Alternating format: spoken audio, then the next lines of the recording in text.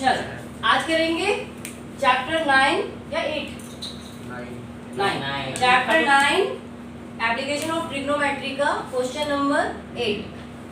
Question number 8 कह रहा है, सबसे पहले हम इसका फिगर बनाएंगे। A statue 1.6 metre tall stand on a top of a pedestal. अब ये समझ लीजिए, ये आपका पैडस्टॉल है, ये यहाँ तक पैडस्टॉल है, इसके ऊपर एक स्टैचू है 1.6 मीटर टॉल। ये पैडस्टॉल की हाइट हमें निकालनी है, गिवन नहीं है, तो इसको हम x मान लेते हैं। From a point on the ground, मान लीजिए ग्राउंड बिल्कुल इसके लेवल में जाएगा फुट से, ये ग्राउंड का एक लेवल है, जहां से angle of elevation the top of the statue, statue के टॉप पे एंगल ऑफ एलिवेशन आपका बन रहा है 60 डिग्री का। इसको इससे मिला देते हैं, ये पूरा आपका बन रहा है 60 डिग्री का। And the same point the angle of elevation the top of the pedestal, और सेम पॉइंट से पैडस्टॉल के टॉप का जो एंगल बन रहा है वो बन रहा है 45 डिग्री। अब हमें इसमें फाइंड करनी है हाइट ऑफ द पैडस्टॉल।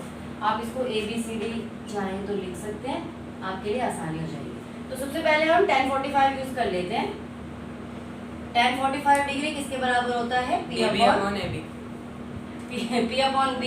तो परपेंडिकुलर आपका क्या हो गया? DB अपॉन में AB। DB को हमने x माना है तो हम x मान लेंगे। tan 45 की वैल्यू 1 होती है, DB की वैल्यू हमने x मानी है, AB को हम AB ही रहने देते हैं।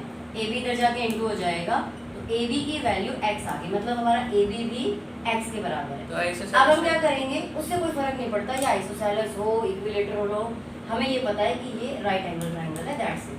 अब हम इसमें यूज करेंगे tan 60 डिग्री। tan 60 डिग्री भी P अपॉन B, लेकिन tan 60 ये पूरा बन रहा है, तो ये आपका रहेगा BC, परपेंडिकुलर रहेगा BC और बेस रहेगा आपका AB। tan 60 डिग्री 1 अपॉन रूट 3 पक्का ना? रूट 3 तो नहीं होता, नहीं रूट 3 tan 30 होता है। tan 60 रूट 3 होता है।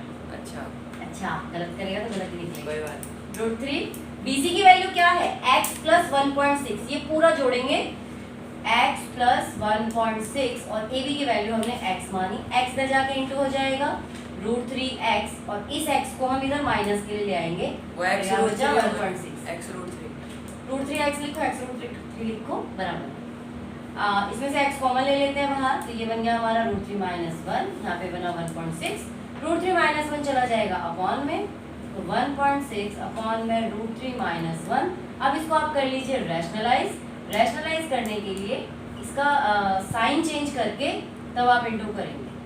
सिर्फ डबल वेरिएबल में ही साइन चेंज होता है, सिंगल वेरिएबल में नहीं होता। मान लीजिए यहाँ सिर्फ रूट 3 होता तो आप साइन चेंज नहीं करते, रूट 3 अपॉन रूट 3 लिखते। यहाँ पे आपका साइन चेंज होगा, फिर आपका आंसर आ गया 1.6 ब्रैकेट रूट 3 प्लस 1, यहाँ ब्रैकेट में रूट 3 का स्क्वायर माइनस 1 का स्क्वायर, तो ये आपका आ गया 1.6 रूट 3 प्लस 1 अपॉन में 3 माइनस 1 2, ये कैंसिल आउट हो जाएगा 0.8, तो आपका आंसर आ गया 0.8 ब्रैकेट रूट 3 प्लस 1। जब तक ये क्वेश्चन में आपको रूट 3 की वैल्यू ना दी हो तब तक आप रूट 3 की वैल्यू पुट नहीं करेंगे अपनी मर्जी से, भले ही आपको पता है कि 1.73 है, लेकिन आप पुट नहीं करेंगे। आगे क्वेश्चन समझ में? ठीक है, इसमें आपको कोई डाउट है? बोल दे, नहीं है तो बेटा बंद कर दे।